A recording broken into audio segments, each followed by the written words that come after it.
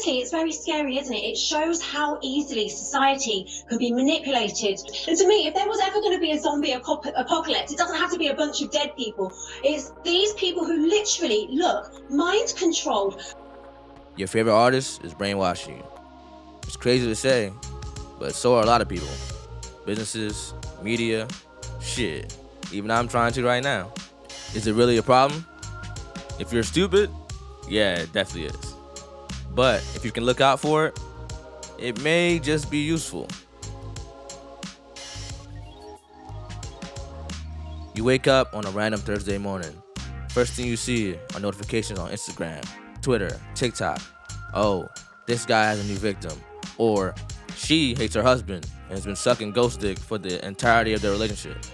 This guy and his son are beefing, and then suddenly come out with an interview. Or these two are still beefing, but only when it's time to drop music. You're being bombarded every day with news that you honestly shouldn't care about for your well-being, but it tends to just seep in, and now you're in comment sections arguing with strangers before you even brush your teeth or thank the Lord for waking you up this morning. You're cooked. Or it's the middle of the workday, and you see, oh, this guy has the #1 song that you haven't heard yet. Or her video's going viral again, and now you're stuck in the 30th suggested video on YouTube. It's okay. It's not your fault. The industry knows how to monopolize your attention. From undercover advertisements to crafted social media campaigns, manufactured outrage, a good portion of what you see was made just for you. Or at least people like you. Maybe not with any bad intentions in mind, but to keep you a fan, a consumer, and a customer. And there's so many ways to go about this, so many businesses we could talk about. But let's just talk about it as it relates to pop culture and the music we love so dearly.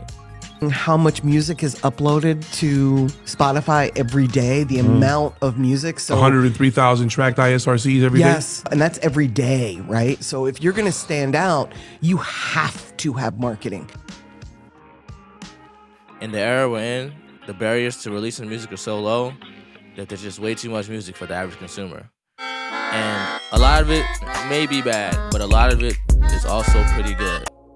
There are so many talented artists out in the world now that artists, managers, labels are all thinking, how can we create a buzz that's impossible to ignore in order to stand a chance against all the other good music that's out there right now?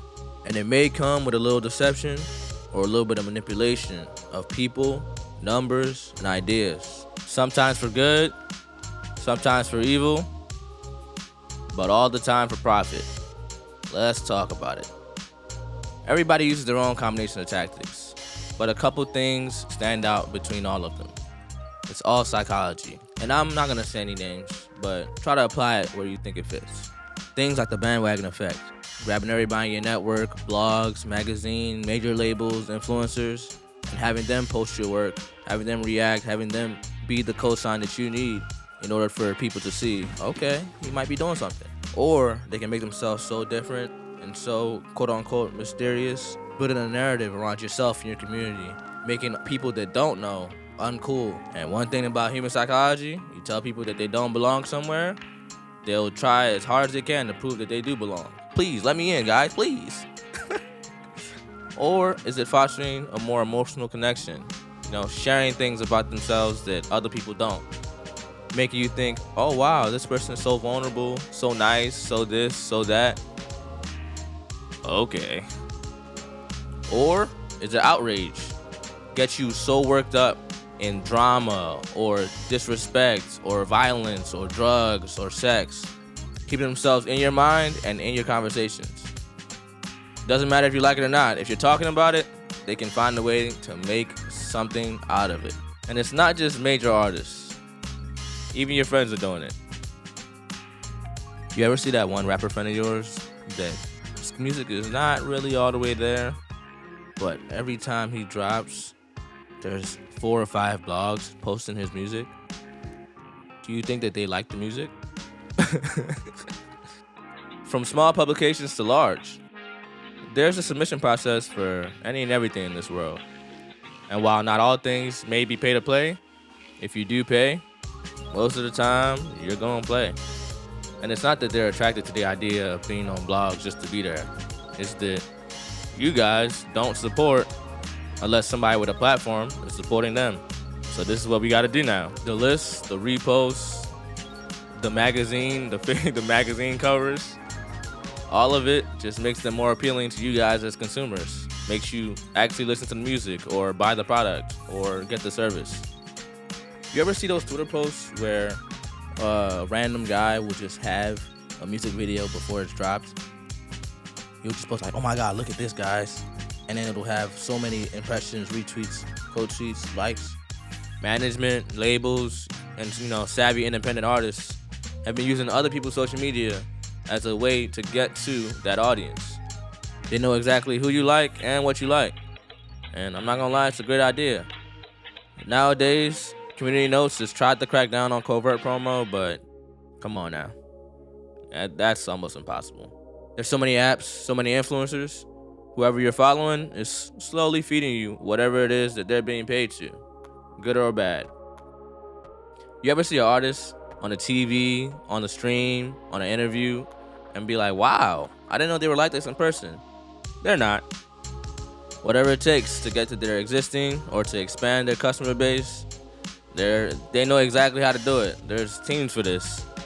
Not that it's inherently a bad thing though, because shit, when I go to work, I put on my, hey guys, how you doing?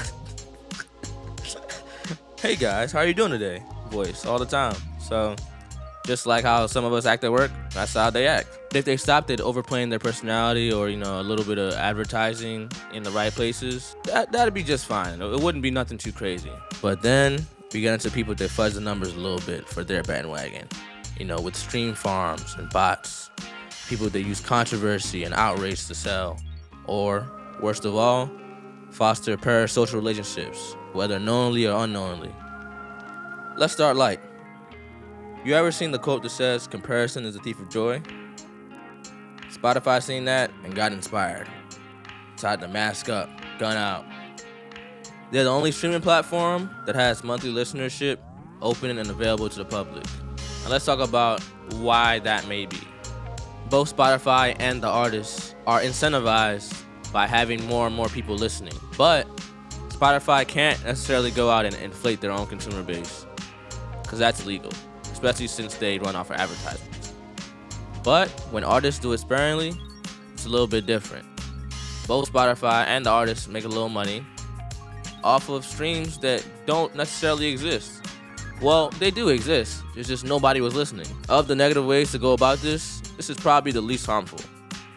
Of course, it's devoid of integrity, but with the way that the music industry runs off of person-to-person relationships, you can definitely see through these algorithmic plays or, these playlists that major label artists don't necessarily earn every single play that they get either.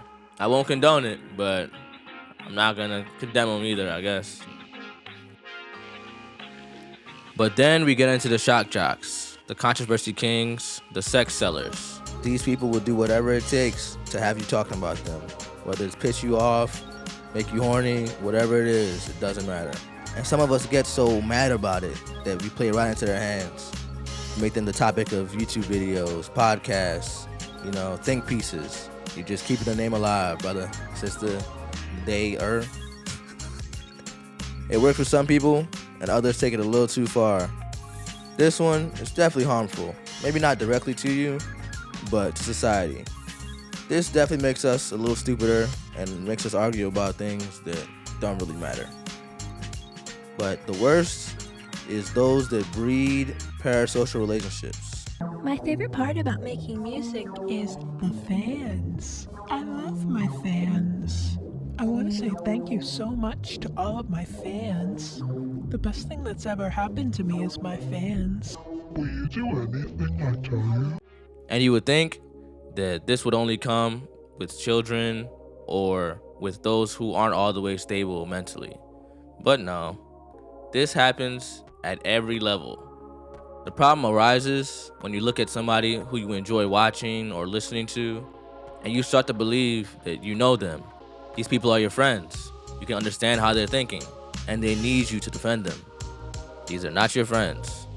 If you died tomorrow, they wouldn't know. They'd wake up and just continue eating gold or whatever the fuck rich people do in their house. But this is something that a lot of people secretly wish for. People that want to buy everything that they put out, whether they're overpriced or not. Listen to everything that they put out, whether it sucks or not. And defend them, whether they're right or not. You might be thinking, this doesn't apply to me. I'm pretty level-headed. I know how to separate what I see and what I know. Okay. Let your favorite artist come under fire for something. See how quickly people come to defend them and to attack them. With no understanding of who they actually are. Just what they see in interviews and what the music talks about. There's a few artists whose entire fan base is built off of this idea, but I will not be naming them because I'm already fighting off a swarm of Eminem stans. I don't need any more. But you could probably guess. Some people make it their whole personality to be a fan of somebody else. God forbid. And usually, I'm 100% a guy that, lets people enjoy things. But this is probably one of the more unhealthy things. The sooner you realize that you're being conditioned to love this person who does not know you, the sooner you can fix your life. Because I can almost guarantee if you're a stan, you're probably not where you need to be in life. You could have been born rich for all I care. You're not all the way together. Please, put the phone down. Put the computer down. Go outside. Get a hobby. Find love. Have a kid. Whoa, sorry, no, don't have a kid. Don't have a kid. Don't have a kid. Not until you're mentally stable. Don't have a kid. But we've seen the who. We've seen the what. Why? We used to have a strange relationship with clout and clout chasers. We used to look at people that did things for the likes or for social media and kind of clown them. Or at least that's what, naive people like me thought. But as of recently, these last 10 years, we can clearly see that attention, clout, and following has a positive correlation to how much money you can make. Of course, you have to be able to utilize it. But if you can monopolize somebody's attention and have them thinking, breathing, and living everything it is that you do, then it's that much easier to sell them that course or have them stream that song or buy that ticket or have them watch a YouTube video. Hey, man, I'm not going to lie. Hey, man, subscribe.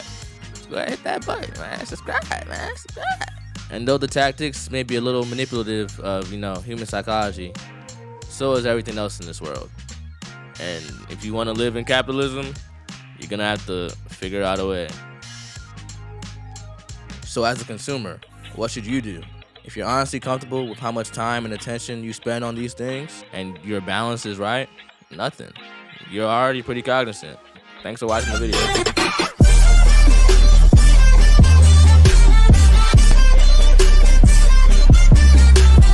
But if you really stop and think, and you spend a lot of time in the shade room comments or watching 30 YouTube videos, consuming content about one artist that you love so much, maybe it's time to step back.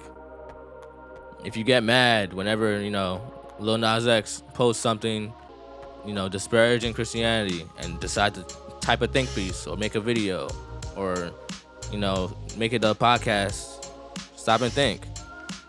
You're helping his cause. Just don't talk about it. Feeding into things that make you mad is exactly what it sounds like, feeding it. You're just gonna get bigger and bigger. Just support the people that make music that you like. People want to be entertained, and there's people that are providing that entertainment. Whether or not they're doing it the right way, I guess that's up to you. But taking advantage of numbers, taking advantage of people, ideas, cultures, it gets a little gray. But what happens when it goes past fluffing the numbers a little bit? Goes past faking a personality just a little bit, and labels decide to just fabricate an entire artist and feed it to us. Find out next time on One day I'm gonna get it. But yeah, subscribe, bro, please.